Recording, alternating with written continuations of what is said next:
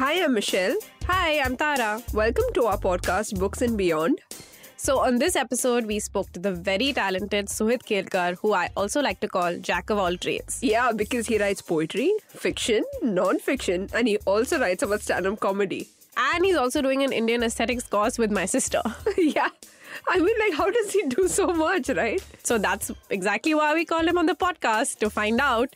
And it's really funny because we both know him independently. I met him at a workshop conducted by Bound. Yeah, and I know him through mutual friends. And it's so cool how we found out so much more about him on this podcast. Yeah, like his creative process, his influences, why he likes mythology, and how he's even used it in his poetry book. Yeah, and how does he manage to watch the same comedy sketch again and again and again? I know, he goes for one sketch a week.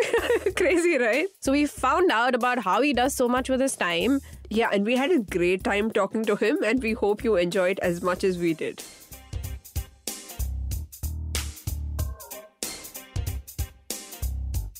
So Hit, why don't you tell us a little bit about yourself? Hi guys, my name is Suhit. I am a journalist, poet and fiction writer based in Bombay, India. I write mainly poetry at the moment, and I'm working on my second poetry collection. I review books for a living. So it's a very book-centric sort of a focus, a very unidimensional focus at the moment. And yeah, your poetry chapbook also came out last year. Yes, it did. It's called The Centaur Chronicles. It uses a character from Greek mythology, the centaur, to explore themes of otherness and exclusion and discrimination in today's world. Both Tara and I just loved the book. Thank you. So yeah, and the other thing that you didn't mention, but which we read about, is that you are a stand-up comedian enthusiast and you actually go to a lot of shows every week. So we were just wondering, since you see so much comedy, who is your favorite stand-up comedian? About that, it's interesting you should raise that point, because I myself go to so many shows in Bombay that quite a lot of stand-up comedians say they have a complex on seeing me, because it means they have to write new jokes all the time, because I've heard all the old ones. And they say, why don't you just get up stage and perform? And I say, no, that's not my aspiration at the moment, at least. I just like laughing a lot and I like comedy a lot, so I go to a lot of these shows. But my favorite at the moment would have to be, it's a tie really between Kunal Kamra and Aditi Mittal, because of their very, very pungent and opinionated sort of comedy. I know you said you don't want to ever perform, but have you ever thought, since you write in so many mediums, have you ever thought of writing humor? I actually really aspire to write satire, to write humor. I'd like to start off with a humorous column in the daily press or the weekly press or the monthly press for that matter. But eventually I want to write humorous fiction as well. So that is definitely one of my aspirations. So it's interesting that, in stand-up comedy, how the comedians can see the reaction of the audience. So by writing humorous fiction, how do you picture the reader, receiving your work? Have you thought about that?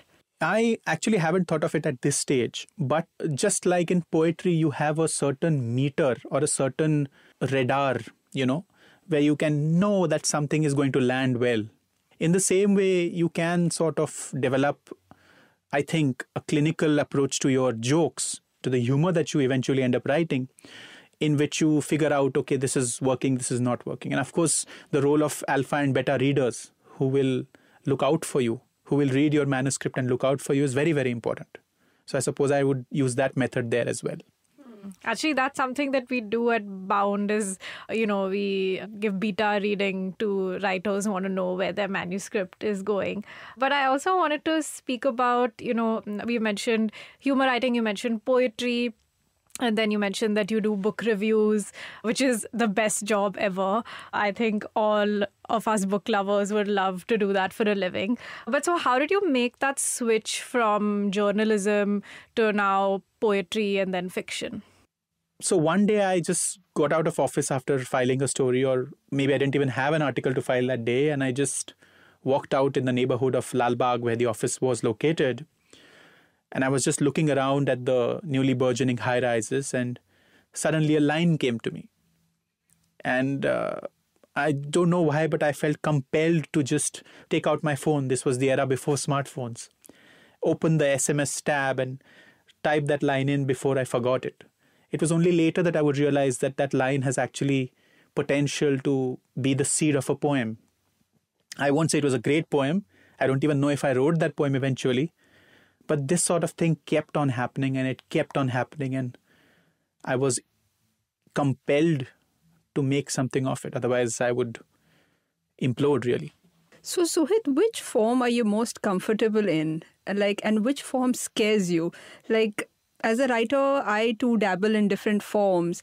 And I know that, you go into a completely different zone with each form. So, yeah. I think that every form has its own challenges, and every form challenges me in a different way. There are different fears associated with every form. With poetry, the number one fear is that is it beautiful enough? Is it significant enough? Does it improve upon the blank page enough? With journalism, you are always worried about defamation. Whether if you're critiquing somebody, not criticizing, but even if you're critiquing somebody in these extremely hypersensitive times, you are worried about civil and criminal defamation. You're also worried about accuracy. Is what you're saying, because what I do is opinion-based journalism. It's book reviews. It's not hard fact. It's my opinion about stuff. So you are always worried about, am I being reasonable? Or is it that I am, let us say, micturating upon someone's hard work? And you don't want to do that. So I also wanted to know is, because we are personally interested in this, is what makes a good book review? There are a number of things. First is, of course, comprehensiveness. You have to give the reader a taste of the book's contents without slaking the reader's appetite. Because if you slake the reader's appetite in the review itself, he or she will not buy the book. And you're doing a disservice to the writer. And then, of course, one tries to build up a relationship with the reader so that the reader keeps coming back for more and more and more. Which was the last book that you reviewed and that you absolutely loved? The last book that I reviewed was called Good Economics for Hard Times by the 2019 Nobel winners, Banerjee and Duflo. And it is everything that an economics book should be. It is extremely simple, and at the same time it is rich in nuance. It explains complex economic concepts in such a way that a 10th grader would be able to understand. I've actually read their Poor Economics, and you say that really well, that they blend economics and behavior and psychology to create something that isn't dry. And I found the same. I found it extremely fascinating. So I think both of their books are must-reads for sure. So, you know so much about so many different things. And in a conversation that we had prior to this interview, you mentioned that you were back from a spirituality retreat. And coincidentally enough, you are also doing a course on Indian aesthetics, which my sister is also part of. And it's a 1-year course.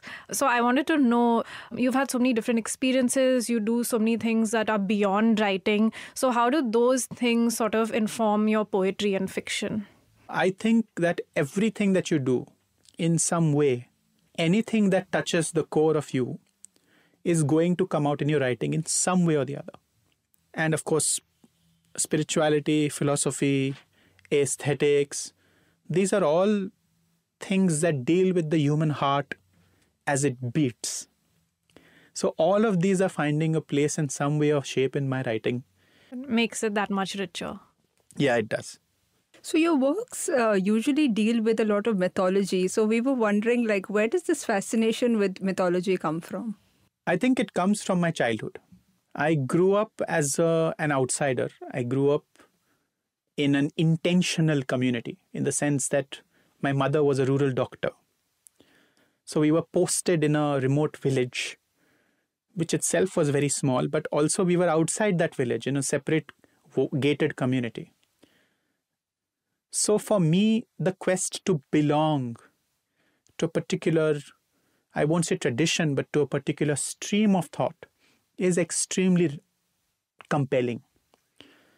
And mythology for me provides a way to belong to something. It is not necessarily a geographical idea of belonging. It's just a way of belonging to an idea. Because in ideas lie our homes. And in mythology, there are markers of belonging. There are archetypes that tell you what you are. There are so many riches there, which provide a sort of feeling of belonging to us. We find it really interesting that most of your work is not autobiographical because especially debut works of writers is autobiographical. So how did you think of going beyond that? I think I owe that to my training as a journalist, where you are told to not completely cauterize yourself or surgically remove yourself from the story which you're writing, but to maintain a certain arm's length away from it. Also, I'm a very private person. I don't necessarily want to let complete strangers into my inner life directly.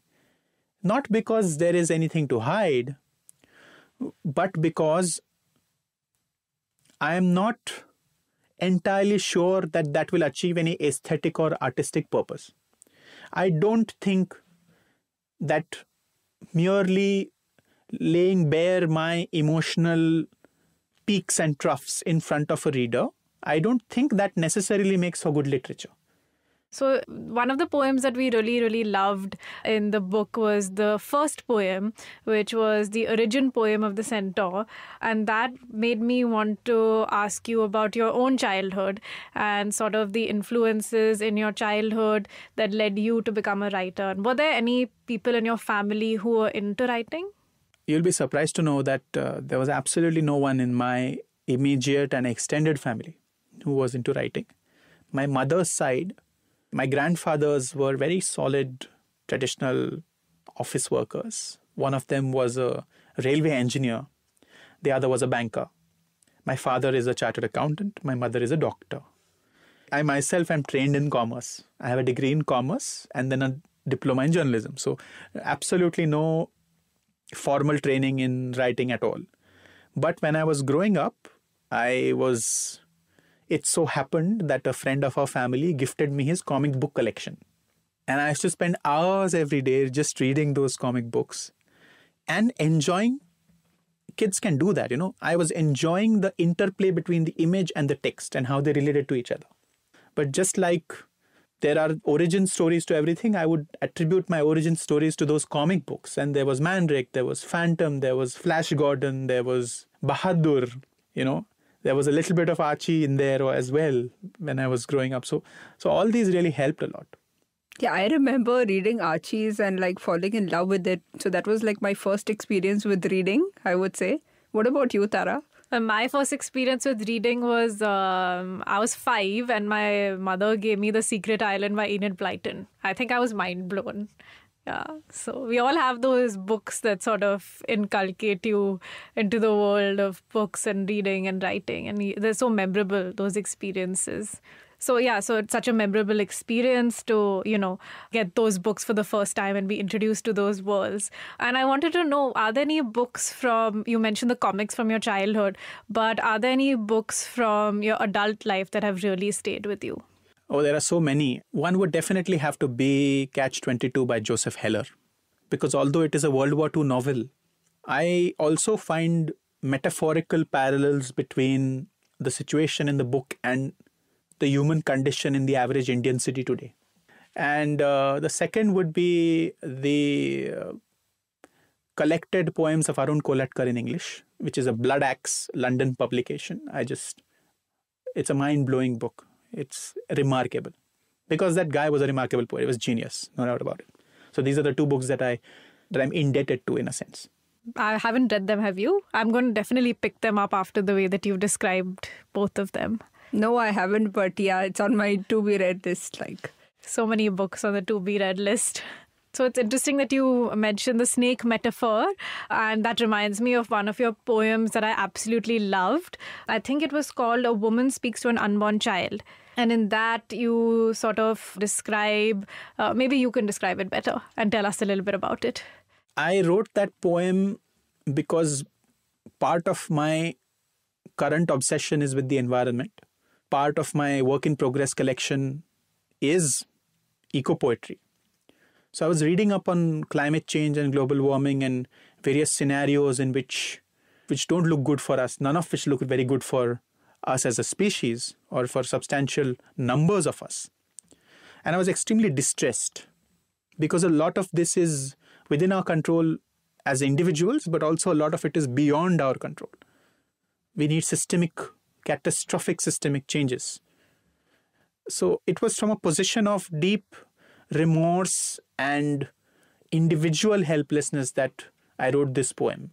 So that's really interesting, Suhit. Would you have any book recommendations about people who want to know more about these issues? Or, I recently read that there's an emerging genre of sci-fi, which is climate change fiction. There are a number of good books on climate change. In fact, there are so many of them, so many good books, so many well-argued, well-researched books that one is hard put to recommend any one. But the book that I have is by, if I'm not mistaken, Oxford Press. I forget the name of the writer because it's on my Sundoku list. I'm reading a lot of books for the collection, and that one is going to be slotted sometime next year, probably. So what is a Sundoku list? So Sundoku is the pile of books on your bedside table that you feel remorse about not reading yet.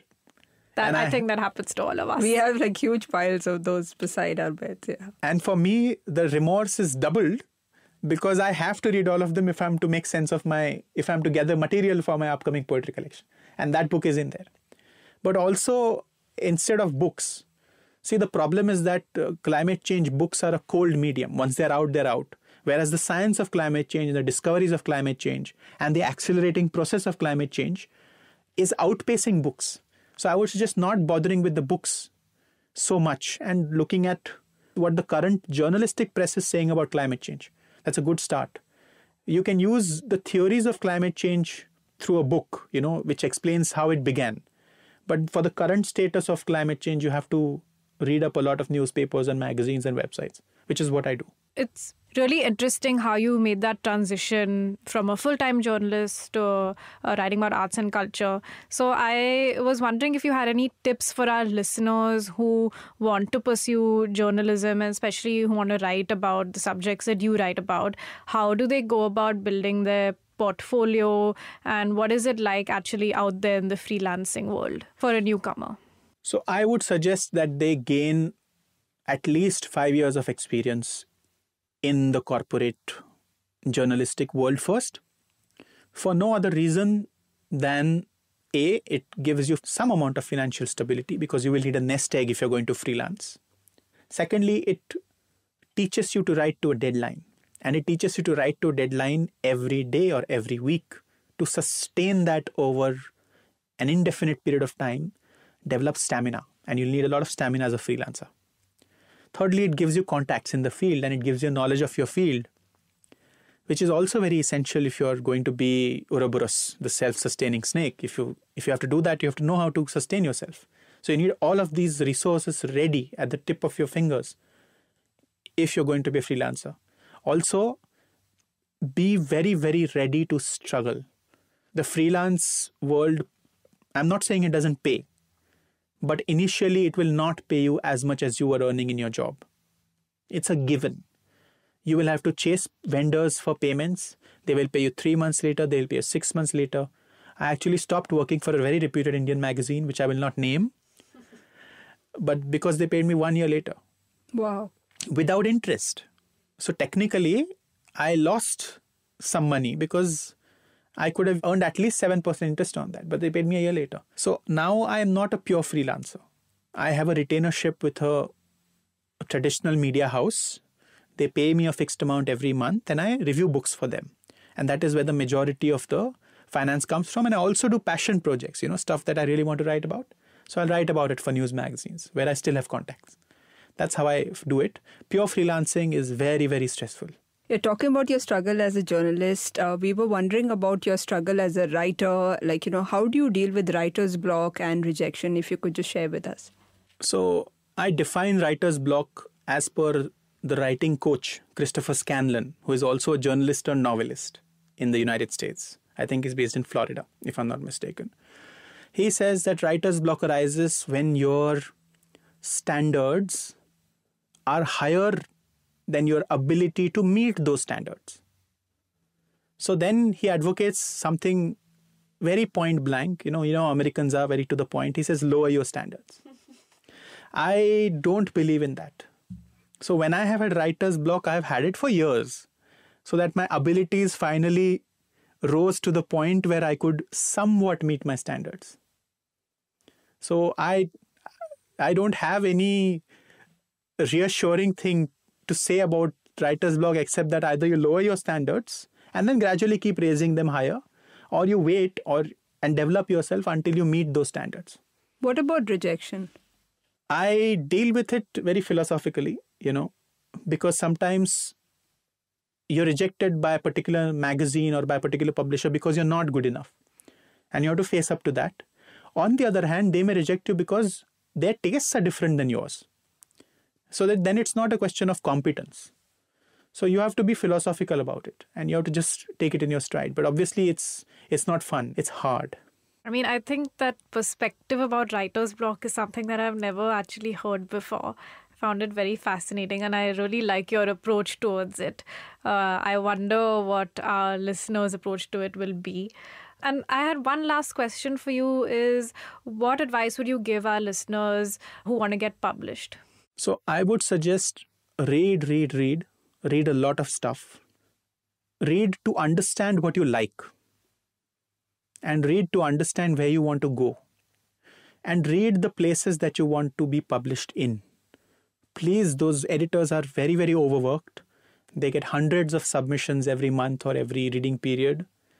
Don't inundate them with stuff that you know is not going to work for them. So I would suggest read mindfully. So, Suhit, it sounds like you do a lot. So how do you manage your time? I struggle to manage my time, but it's a very fluid process. It's a day-to-day process. In the mornings, I'll do the paying work, and in the evenings, I'll do the poetry and other non-paying work. That's broadly how I do it. And also, I need to get out of the house to start working. In the house, I know I'll procrastinate. There's YouTube, there's Netflix, there's all these beautiful, beautiful distractions that get in the way. So I need to get out of the house, and then when I do that, I know I'll start working and do something productive. That's how I do it, really. So yeah, I mean, I think Netflix is sort of the bane of all of our existences. But you sound very disciplined, and I actually agree with what you're saying, is that you need to have a dedicated workspace. Yeah. And even a dedicated routine, I think it helps a lot. Yeah. Like to even set deadlines for yourself. So we would really like it if you could read an excerpt from your poem for our listeners. Thank you. It'll be a pleasure. It's a short poem from my chapbook.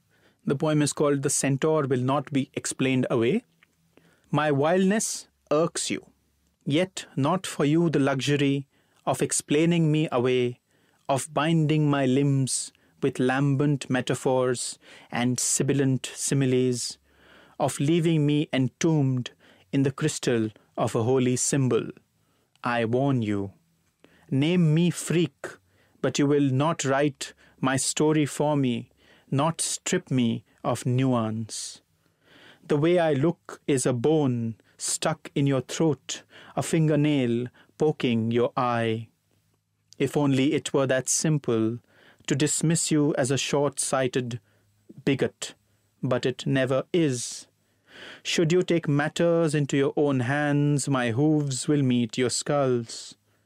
I sneer at your other threats that daily renew themselves against my life and limbs. Is this the ordeal of Satyr, of Danav, of liminal others lying beyond the pale, to be killed by mobs, to be replaced with garlanded statues? Thank you. That was a wonderful narration. Thank you. That was lovely. Thank you, Suhit. If we could ask you what inspired that poem, Suhit? So many things with the current political scenario in India and across the world. The way that disenfranchised people are treated, not just excluded, but also physically violated or physically mistreated. That was what inspired this poem. So thank you so much, Suhit, for being a part of our podcast. We love talking to you. You had such fresh insights, and you certainly made me think of things in a very different way.